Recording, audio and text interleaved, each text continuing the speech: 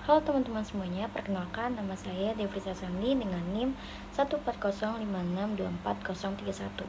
Di sini saya akan menjelaskan atau memaparkan materi yang sering terjadi di Indonesia atau media sosial saat ini yaitu cancel culture dan netizen justice. Nah, di era digital seperti saat ini, media sosial itu sudah menjadi bagian dari kehidupan sehari-hari masyarakat. Hampir semua orang menggunakan media sosial, mulai dari anak muda, pekerja, mahasiswa, bahkan perusahaan besar sekalipun. Platform seperti TikTok, Instagram, dan X bukan lagi sekedar menjadi tempat hiburan, tetapi juga menjadi ruang untuk menyampaikan opini, membentuk tren, hingga mempengaruhi pandangan masyarakat terhadap suatu isu. Namun, di balik perkembangan media sosial tersebut, muncul fenomena sosial baru yang semakin sering terjadi, yaitu seperti yang saya sebutkan di awal, yaitu cancel culture dan netizen justice. Nah, saat ini ketika sebuah kasus viral di internet, masyarakat digital atau netizen dapat dengan sangat cepat memberikan penilaian terhadap seseorang maupun suatu pihak. Bahkan seringkali penghakiman dilakukan sebelum fakta lengkap diketahui. Satu video berdurasi beberapa detik saja bisa membuat seseorang langsung dihujat massal. Salah satu pernyataan yang dianggap salah dapat membuat reputasi seseorang atau perusahaan berubah dalam waktu yang sangat singkat.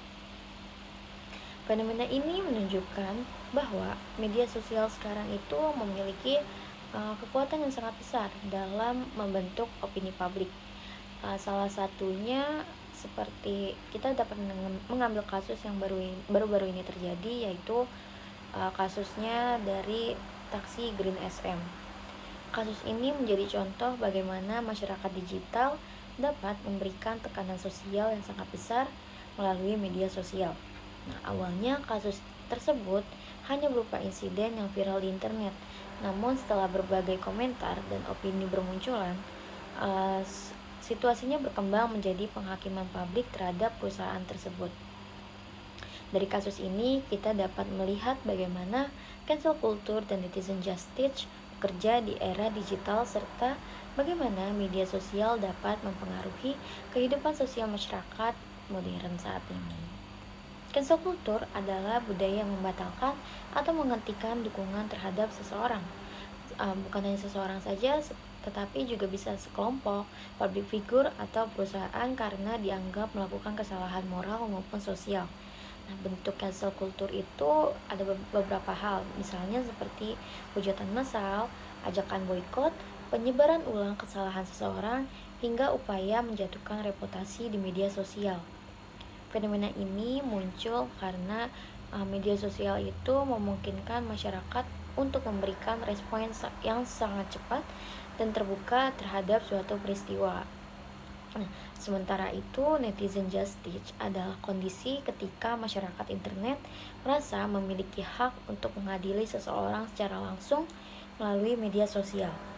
Dalam fenomena ini, netizen tidak hanya memberikan kritik tetapi juga bertindak seperti hakim yang menentukan siapa yang benar maupun siapa yang salah.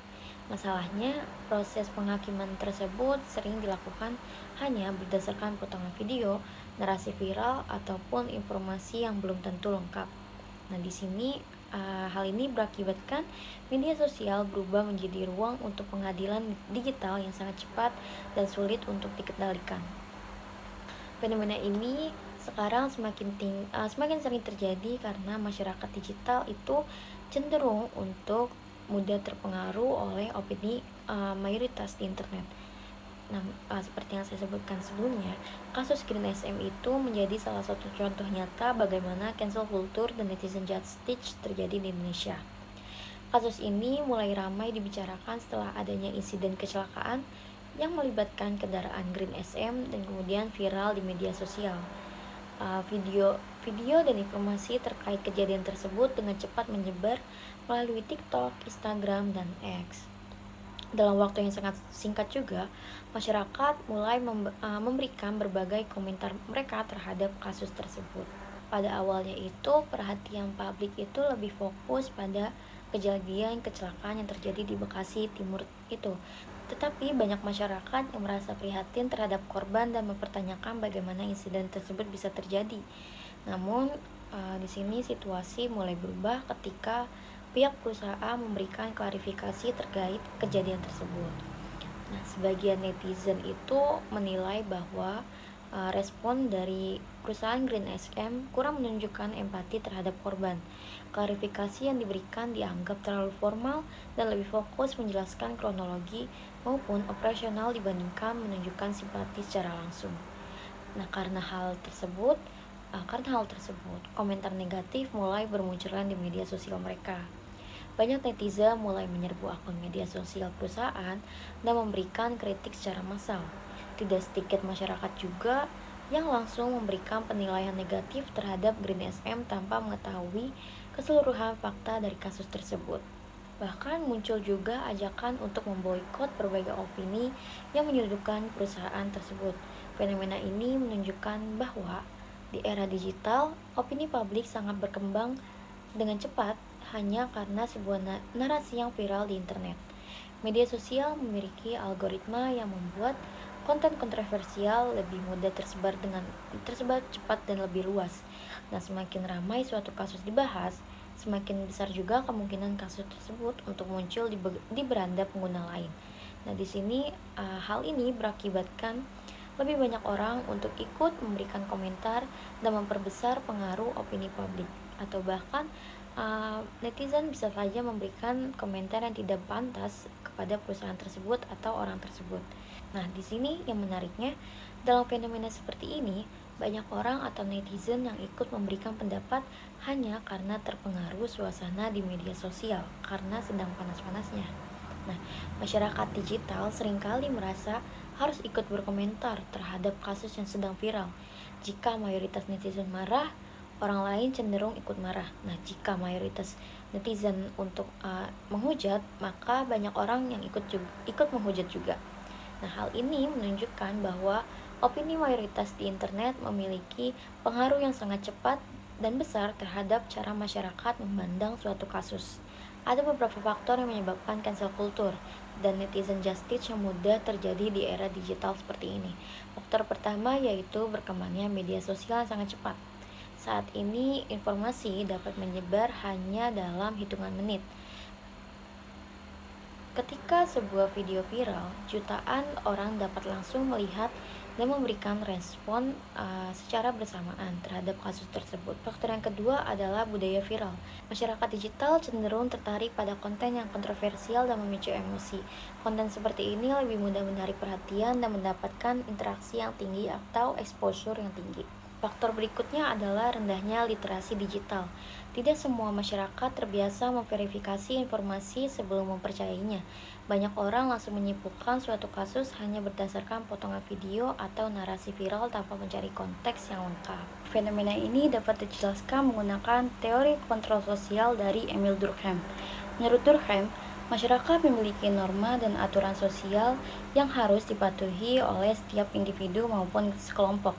Ketika ada pihak yang dianggap melanggar norma tersebut, masyarakat akan memberikan sanksi sosial sebagai bentuk pengadilan. Dalam kasus Green SM, netizen menggunakan media sosial sebagai alat kontrol sosial dengan memberikan kritik dan tekanan publik terhadap perusahaan tersebut.